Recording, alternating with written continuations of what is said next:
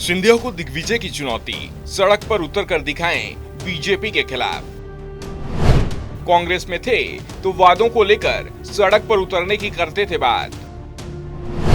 BJP में पहुंचकर खामोश क्यों हो गए ज्योतिरादित्य सिंधिया?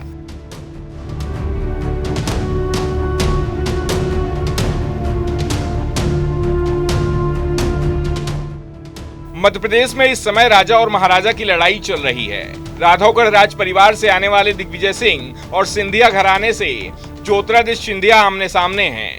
कांग्रेस ने भी विधानसभा चुनाव के लिए ग्वालियर चंबल संभाग की कमान दिग्विजय सिंह को सौंप दी है, तो ये क्षेत्र ज्योतिरादित्य सिंधिया का गढ़ माना जाता है और अब दिग्विजय सिंह सिंधिया को उनके गढ़ में चुनौती दे रहे हैं। दिग्विजय सिंह ने सिंधिया से सवाल किया। ज्योतिरादित्य सिंधिया ने 2018 के विधानसभा चुनाव से पहले किए गए वादे पूरे नहीं होने की बात कहकर कांग्रेस छोड़ दी थी। तब आपने मध्य प्रदेश की जनता के लिए सड़कों पर उतरने की चेतावनी भी दी थी। मैं आज आपसे पूछ रहा हूं, क्या किसानों के कर्ज माफ किए गए हैं? बेरोजगारी और स्कूली शिक्षकों की भर्ती से जुड़े मुद्दे हल हो गए हैं। लाखों पद खाली हैं, जबकि बैकलॉग भी नहीं भरे गए हैं। क्या सिंधिया बीजेपी के अधूरे वादों को लेकर सड़कों पर उतरने की हिम्मत करेंगे, जिसका ऐलान उन्होंने कांग्रेस में रहते हुए किया था? दिग्विजय सिंह ने कहा, कमलनाथ की सरकार बनी थी तो वो सिर्फ 15 महीने ही रही और इन 15 महीनों में भी कांग्रेस ने जो वादे किए थे उन्हें पूरा करना भी शुरू कर दिया था। दिग्विजय ने दावा किया,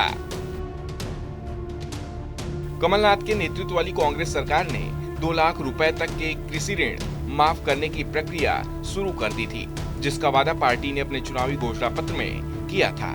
पहले दौर में 50,000 रुपए तक के ऋण माफ कर दिए गए और प्रमाण पत्र भी वितरित किए गए। सिंधिया ने खुद अपने गृह जिले ग्वालियर में कृषि ऋण के प्रमाण पत्र बांटे थे। दिग्विजय ने कहा, कांग्रेस ने अपने वादों को पूरा करना शुरू कर दिया था, लेकिन बिकाऊ विधायकों का एक समूह बीजेपी में चला गया और 15 महीने के भीतर कांग्रेस को सत्ता से बेदखल कर दिया। दिग्विजय सिंह ने यह भी साफ कहा, जिन विधायकों को कमलनाथ और कांग्रेस पर भरोसा था उन्होंने विश्वासघात नहीं किया और जिन्हें राजा महाराजा कहा जाता है वो लोग बिक गए और उन्होंने कांग्रेस छोड़ दी। दिग्विजय सिंह ने कहा, मुझे पता चला है कि चुनाव नजदीक आते ही मुख्यमंत्री शिवराज सिंह चौहान ने अब तक 2000 से अधिक वादे किए हैं। पिछले 18 वर्षों में किए गए वादों का क्या हुआ? क्या सिंधिया भी अधूरे वादों को लेकर सड़कों पर उतरने की हिम्मत करेंगे?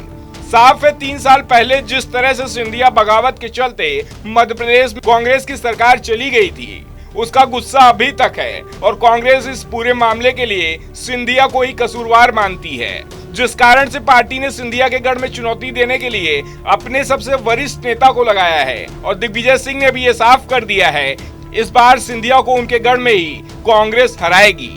वैसे इसकी शुरुआत निकाय चुनाव से भी हो चुकी है, जब कांग्रेस ने ग्वालियर नगर निगम में 57 साल बाद मेयर का चुनाव जीता और मुरैना नगर निगम तो बनने के बाद से ही बीजेपी जीत रही थी। वहां पर भी कांग्रेस ने मेयर और अध्यक्ष दोनों ही चुनाव कांग्रेस ने जीत लिए। इसके बाद से ही कांग्रेस के अंदर उत्साह दिखाई दे रहा है।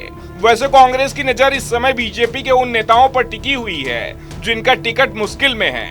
खास तौर पर सिंधिया समर्थकों के चलते बीजेपी में जिन नेताओं का टिकट मुश्किल में फंसा हुआ है, कांग्रेस जमीन पर उनका जनाधार देख रही है और जनाधार वाले नेताओं को अपनी ओर खींचने की कोशिश कर रही है, जिससे सिंधिया के जाने से जो नुकसान हुआ है उसकी भरपाई की जा सके। वैसे सिंधिया के कांग्रेस छोड़ने का एक फायदा कांग्रेस को जरूर मिला है। इस बार कांग्रेस में गुटबाजी नहीं दिख रही है।